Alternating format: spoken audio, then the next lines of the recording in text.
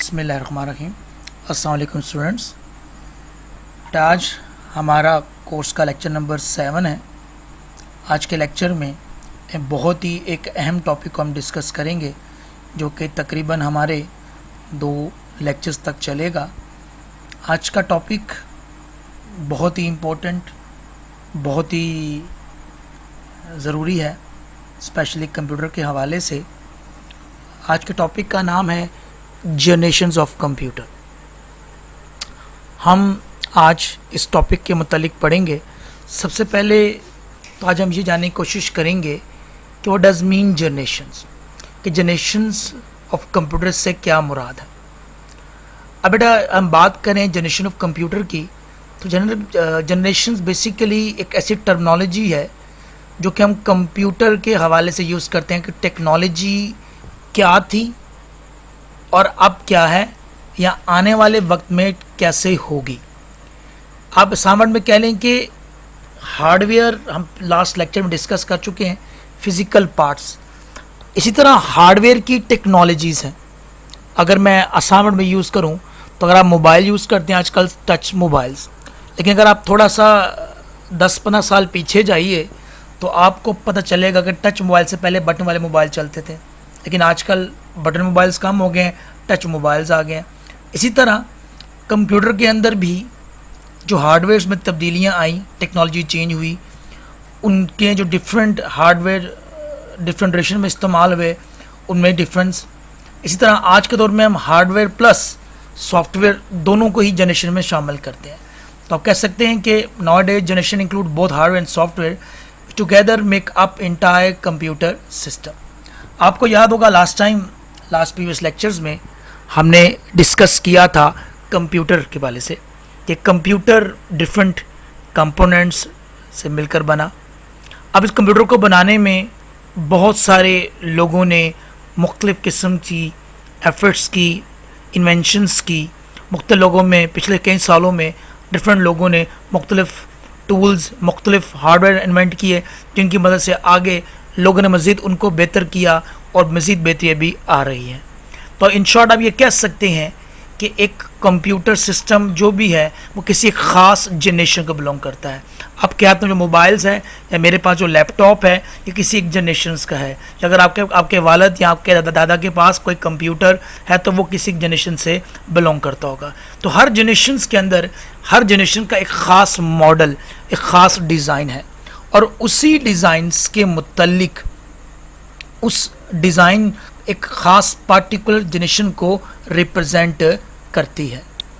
अगर हम बात करें अपने जनरेशंस के हवाले से तो आज हम जनरेशंस को डिस्कस करेंगे।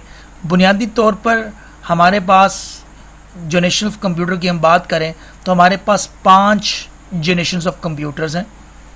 हम कोशिश करेंगे आज के लेक्चर्स में कम से कम 2 या 3 जनरेशन डिस्कस करें और इनकमिंग नेक्स्ट लेक्चर में मोस्ट प्रॉबली हम बाकी जनरेशन को डिस्कस करेंगे। अगेन सारे ही कंप्यूटर्स हैं, लेकिन डिफरेंस क्या होगा इनके हार्डवेयर, इनके सॉफ्टवेयर्स और इनकी डिफरेंट टेक्नोलॉजीज़ को। तो हम डिस्कस करेंगे कि टेक्नोलॉजीज़ कैसे कैसे इस्तेमाल हुई और क्या क्या उनके फ़ायदे थे, क्या क्या नुकसान। आइए स्टार्ट करते हैं। सबसे पहले हम फर्स्ट जनरेशन को डिस्कस करते हैं, इसे हम कहते हैं फर्स्ट जनरेशन ऑफ कंप्यूटर। हम बात करें जनरेशन की, सबसे पहले जनरेशन में हम चीज़ देखते हैं बट वो ये कि जनरेशन्स का टाइम स्पैन क्या है, वो कौन से सन से स्टार्ट हुई, कौन से सन तक ख़त्म हुई। नॉर्मली 1946 टू 1956, कुछ जगह 57 मिलेगा, कुछ जगह 56 मिलेगा। मोस्ट प्रॉबली इस दौरान जितनी भी कंप्यूटर की इन्वेंशंस हुई, जो कंप्यूटर लोगों ने इस्तेमाल किए, उन तमाम हम कंप्यूटर्स को फर्स्ट जनरेशंस ऑफ कंप्यूटर कहते हैं।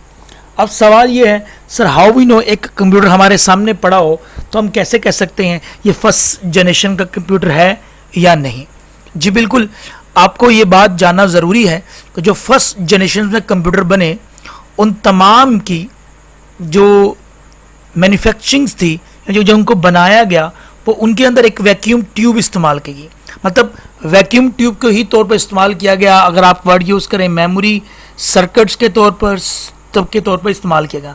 मतलब जो कंप्यूटर बिल्डअप हुआ वो सारा का सारा आपकी वैक्यूम ट्यूब से था। ये ट्यूब बेसिकली इलेक्ट्रिक बल्ब्स की तरह होती थी जिनसे हीट निकलती थी, जिनको आप डिफरेंट जिनके तौर पे यूज़ करते थे और इसको इस्तेमाल करते थे। बाकी ये एक्सपेंसिव था, ये हम आगे इंशाल्लाह आगे चल कर डिस्कस करेंगे, लेकिन आपके लिए किस्सा मुख्तसर कि वैक्यूम ट्यूब्स ही थी जिनसे उस दौर में कंप्यूटर बनना पॉसिबल था। अब इस जनरेशन के अंदर जो फर्स्ट जनरेशन कंप्यूटर बने वो basically mainly batch processing operating systems के लिए इस्तेमाल होते थे। अब ये बैच प्रोसेसिंग क्या होता है, इंशाल्लाह जब हम ऑपरेटिंग सिस्टम्स को डिटेल में पढ़ेंगे तब इसको डिस्कस करेंगे, लेकिन डेफिनेटली अगर यहाँ वर्ड आया है तो थोड़ा सा हम इसको डिस्कस ज़रूर करेंगे। बैच बेसिकली आप ये समझ लें कि एक पूरा एक प्रोसेस, इस तरह आपके आजकल जो आपके बिजली के बिल आते हैं हम इसे बैच प्रोसेसिंग कहते हैं, कि वो लोग एक मशीन को ऑन कर देते हैं तो मशीन खुद ही ऑटोमेटिकली जितने भी उस मंथ के बिल होते हैं वो ऑटोमेटिक सारे आपके तमाम कस्टमर्स के वो प्रिंट आउट कर देती है। तो बैच में देखिए पूरा कट, जैसे आपका एक बैच है इसी तरह आपके जूनियर्स वो एक बैच है, हर एक पूरा बैच काउंट था। इसी तरह ये जो आपके फर्स्ट जनरेशन कंप्यूटर बने थे, बेसिकली इन कंप्यूटर को बनाने का मकसद क्या था कि इन लोगों से बैच प्रोसेसिंग सिस्टम्स में को इस्तेमाल किया जा सके और उनसे काम लिया जा सके। उस दौर में आजकल आप लोग अपने साथ लैपटॉप या कंप्यूटर के साथ कीबोर्ड यूज़ करते हैं, माउस यूज़ करते हैं। उस वक्त कीबोर्ड माउस नहीं था, उस वक्त कीबोर्ड की बजाय एक हम पंच कार्ड यूज़ करते थे। अब ये पंच कार्ड्स क्या हैं? पंच कार्ड बेसिकली आप एक कह लें कि एक आप पेपर ले लें, पेपर में सुराख कर लें, डिफरेंट जगह पेंसिल से होल्स कर लें। वो होल्स एक इस तरह गत्ता था जिसे हम पंच कार्ड्स में सुराख करते थे और मशीन को वो इनपुट देते थे और मशीन उसी को एज ए आउटपुट भी शो करती थी। इसी तरह स्टोर करने के लिए हम मैग्नेटिक टेप्स भी यूज़ करते थे। इस तरह डिफरेंट हम चीज़ें यूज़ करते थे। और उस वक्त जो फर्स्ट जनरेशन में कंप्यूटर इस्तेमाल होते थे उनकी जो आजकल आप जैसे आपके स्क्रीन के ऊपर आपको इस लेक्चर के अंदर आपको इंग्लिश नज़र आ रही होगी, उस वक्त ऐसा नहीं था। उस वक्त कंप्यूटर जो ज़बान जो आप इनपुट आउटपुट देखते हो सारी क्या थी, वो मशीन लैंग्वेज थी। हम आगे डिटेल डिस्कस करेंगे आगे चल के अगले स्लाइड पे इन डिटेल इसके फीचर्स को और के कुछ डिसएडवांटेज को। उससे पहले हम कुछ उस दौर के वेल नोन कंप्यूटर्स कह लें आप, जो मॉडल्स थे, जैसे कि आजकल आप मोबाइल यूज़ करते हैं तो सैमसंग के हैं Z S9, इसी तरह आईफोन के, इसी तरह उस वक्त के मशहूर जो मॉडल टेनिक थे, एडविक था, यूनिक था, IBM था, IBM 701, IBM 650। आपके सामने आपको स्लाइड पर डिफरेंट ये 3 इमेजेस नज़र आ रही होंगी। ये इमेजेस ये बेसिकली उस दौर के कंप्यूटर्स हैं, ये आपके सामने यूनिक है। इसी तरह ये डिफरेंट आपके उस दौर के कंप्यूटर्स हैं जो उस दौर में बनाए जाते थे। आपको शक्ल से नज़र आ रहा होगा इनका साइज़, इनकी स्पेस, डेफिनेटली हम डिस्कस करते हैं इस स्लाइड पर। अब हम बात करें फर्स्ट जनरेशन में ऐसी क्या ज़बरदस्त या ऐसी क्या चीज़ थी, तो उस वक्त जो उसमें सबसे हमें इस टाइम जो बेहतर फीचर कह लें या एडवांटेज कह लें या कैरेक्टरिस्टिक्स कह लें, ये था कि वैक्यूम ट्यूब्स वाहिद उस टाइम ऐसी एक अवेलेबल टेक्नोलॉजी थी जिससे आप इलेक्ट्रॉनिकली डिजिटल कंप्यूटर बना सकें। अब इलेक्ट्रॉनिक से मुराद पहले अब आपके जहन में ये उठा इलेक्ट्रॉनिक से मुराद क्या है बेटा, अगर आप इसकी पास्ट हिस्ट्री में जाएं तो जो प्रीवियस कंप्यूटर्स थे वो कुछ मैकेनिकल कंप्यूटर में बगैर बिजली के चलने वाले भी थे, लेकिन जो फर्स्ट जनरेशन कंप्यूटर थे ये आपके इलेक्ट्रॉनिकली बिजली से चलने वाले आपके कंप्यूटर्स उससे पहले भी थे, लेकिन ये प्रॉपरली आपके जो फर्स्ट जनरेशन कंप्यूटर हैं वो आपके इलेक्ट्रॉनिक डिजिटल कंप्यूटर में कहा जाता है उन्हें हम लोग। ये तो होगी उसकी अच्छी बात है, हम पाकिस्तानी हैं तो इसके ड्रॉबैक डिस्कस भी करेंगे। तो इसका पहला जो डिसएडवांटेज है आपको नज़र आ रहा है, this computer very large in size. आपके सामने इसकी स्पेस आपको नज़र आ रही होगी कि वेरी ह्यूज इन साइज। दूसरा, जब साइज़ में हैवी हैं तो डेफिनेटली इन्हें मूव करना भी पॉसिबल नहीं है। इसे कहते हैं दे वर नॉट पोर्टेबल। पोर्टेबल से मुराद जिस तरह आप सेल फोन को आप एक जगह से दूसरी जगह मूव कर सकते हैं, इस जगह ले जा सकते हैं, लेकिन उस वक्त इन कंप्यूटर्स को आप एक ही जगह इंस्टॉल करते थे, आप इसको ईजिली मूव नहीं कर सकते थे।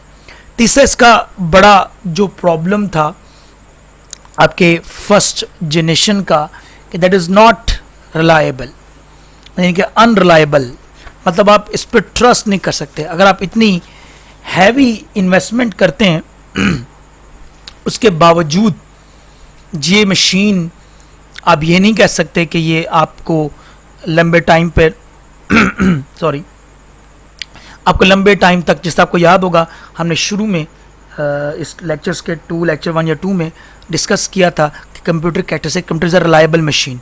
जो फर्स्ट जनरेशन कंप्यूटर थे वो रिलायबल नहीं थे, ट्रस्टेबल नहीं थे, दैट्स वाई हम ये कहते हैं कि इसका डिसएडवांटेज था। उसके अलावा चौथा जो इसका बड़ा प्रॉब्लम था कि ये सिर्फ मशीन लैंग्वेज को सपोर्ट करता था। ये मशीन लैंग्वेज क्या है ये भी इंशाल्लाह in a coming days future lecture में डिस्कस करेंगे, लेकिन जाहिर है ये इसका एक बहुत अहम पॉइंट है, हम यहाँ भी इसको डिस्कस करेंगे। बेटा कंप्यूटर्स की जो मदर लैंग्वेज है, जिसे हम बाइनरी लैंग्वेज या डिजिटल लैंग्वेज कहते हैं, जो कि हमारे लिए बहुत मुश्किल है, 0-1 लैंग्वेज, 1-0-1-0-1-1-0 इस तरह कह लें आप लोग, ये सिर्फ कंप्यूटर सिर्फ उस वक्त ये मशीन लैंग्वेज में ही इनपुट और आउटपुट देता था। That is very difficult, that is very tough. तो उस वक्त ये कंप्यूटर काफ़ी टफ समझे जाते थे।